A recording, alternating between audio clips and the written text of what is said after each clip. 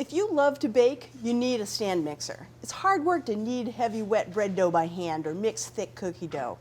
But stand mixers are expensive. They're up in the hundreds of dollars. So how do you decide which one to invest in? Which size do you need? Which of all the fancy features are important? Which mixer can handle it when you're doing a huge amount of holiday baking? That's where we can help. We bought 9 stand mixers priced from $230 to a stunning $850.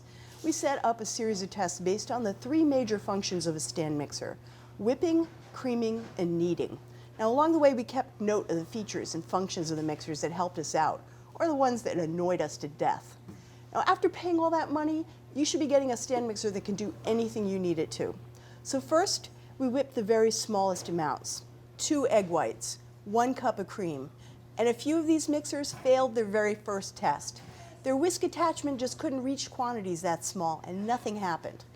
Then when we whipped 2 cups of cream, most models did a little better because the whisk could then reach the liquid. When we whipped 4 egg whites while adding hot sugar syrup to make meringue, and that was interesting.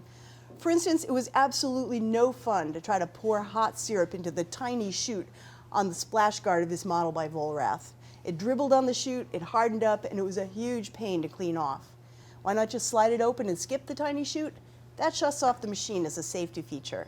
This is a commercial model. It's scaled down for home use, but it weighs more than 40 pounds, and with these industrial safety features, it's just not worth getting, especially for $850. Now, the best models at whipping had a good whisk-to-bowl relationship, so food didn't stay out of reach. Just look at this whisk from our favorite. With 24 tines bent out at almost right angles, it can really snug up to the bowl sides and bottom. We also liked the rounder, wider bowls. These tall V-shaped bowls sometimes let liquid pool at the bottom, out of reach. Next, we creamed butter and sugar for cookie dough and cake batter. Now, this testing uses the paddle attachment. The mixers that succeeded had a few things in common. Now, first, like the whisks, it's important for this attachment to be able to really get at everything in the bowl. So its shape and position in relation to the bowl is important. Some of these made us spend a lot of time scraping dough off the sides of the bowl. Now, this one by Breville has a silicone scraper attached to the paddle, which is a real time saver because you never have to stop and scrape. Second, look at the shape of the branches inside these paddles. See this Z shape? It trapped dough in the corner, so ingredients just went for a ride instead of mixing. The gentle curves of this style of paddle didn't trap dough, so everything mixed thoroughly. Now, at this point, we also noticed a few other things we liked and didn't. First, the splash guards. Now, we really liked the open C shape better than the ones that attached to the mixer. This was a huge pain because you'd forget to put it on before the attachment, then you'd have to take the attachment back off to put it on. It was a real pain. That open C just pops on and off as needed. We also like chutes that were nice and wide when you want to add food to the bowl as you're working. Now, bowl handles, they're more important than you think. This big vertical handle gives you great leverage, like when you're dividing cake batter between 2 pans. Teensy little horizontal handles on big heavy bowls were hard to hold, and the bowl just swings while you're trying to dig out the batter on the bottom. To test how well these mixers knead, we made a wet, sticky pizza dough. We used a recipe that calls for a high ratio of water, so it's literally impossible to knead by hand. And this was a real eye-opener. A few of the models, including this Breville that was formerly a front runner, completely choked. This thing got hot, it shook, it slowed down, and it stalled out. A backup copy did the same thing. And ever after, it started making horrible grinding noises. Now look, if a stand mixer can only whip and cream the easy stuff, there is no reason to spend hundreds of dollars.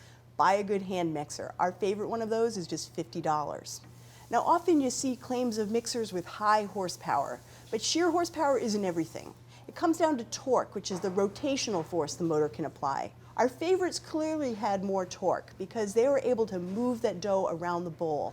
And even our smallest and cheapest mixer, this 4.5 quart KitchenAid Classic Plus, could knead much better than the bigger, more expensive ones that clearly had less torque, which made us think about capacity. Now, stand mixers are sold by size, and ours are 4.5 quarts to 7 quarts.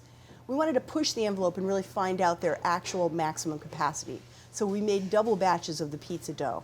And guess what? The smaller mixer could handle it. Bigger ones struggled. Now, why?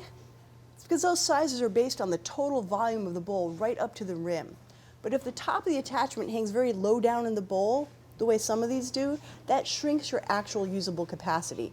So don't judge a mixer by its stated size.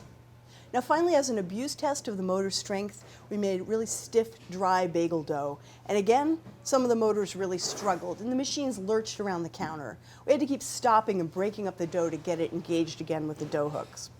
And in the end, we had two favorites, both by KitchenAid, the KitchenAid 7-quart Pro Line series and the KitchenAid 4.5-quart Classic Plus. So we did a final face-off, making 10 pizza doughs, 10 batches of bagel dough in each one, right in a row, with cool-down breaks between batches. And that's where we got our top winner. After 10 pizza doughs and 6 bagel doughs, the tilt head mechanism on the smaller KitchenAid Classic Plus got out of alignment and broke, although we found that its motor kept working fine if we just held it down. The larger 7-quart Pro Line trucked right on through to the end, no struggle. So our new favorite is the KitchenAid 7-quart Pro Line stand mixer. This thing had it all. A powerful motor with plenty of torque to keep up with the toughest kneading. A wide, generous bowl and well-shaped attachments that don't miss a drop. Had that great C-shaped splash guard that pops on and off in a flash. And the big vertical handle on the bowl that gives you great leverage. Now at $549, it's an investment, but one that we think is worthwhile. If you want to spend less, our best buy is the KitchenAid 4.5-quart Classic Plus at $230.